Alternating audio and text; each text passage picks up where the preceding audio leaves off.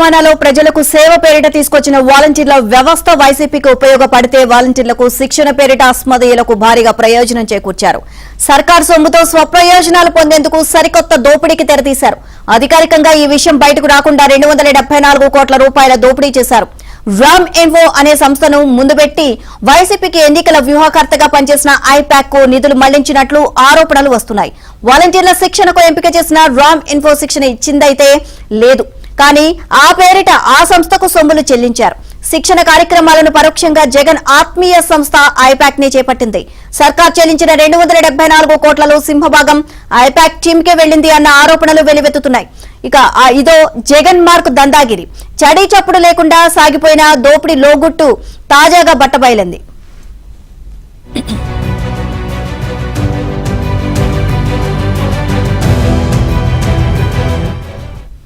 జగన్ ప్రభుత్వంలో గ్రామ వార్డు సచివాలయాల సిబ్బందికి శిక్షణ, పర్యవేక్షణ, సమన్వయం అనే బాధ్యతను రామ్ ఇన్ఫో అనే సంస్థకు కట్టబెట్టారు.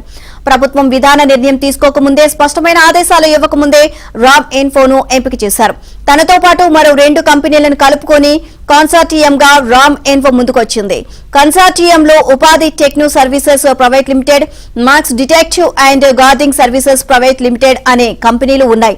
సాధారణంగా ఒక సంస్థను ఒక ప్రయోజనం కోసం ఎంపిక చేసి కాంట్రాక్ట్ ఇవ్వాలనుకుంటే ముందుగానే కాలపరిమితి ఎన్నేళ్లు ఉంటుందో చెబుతారు. ఏడాది లేదా 2 ఏళ్ల కాలపరిమితిని నిర్దేశిస్తారు. రామ్ ఇన్ఫో విషయంలో అలా చేయలేదు.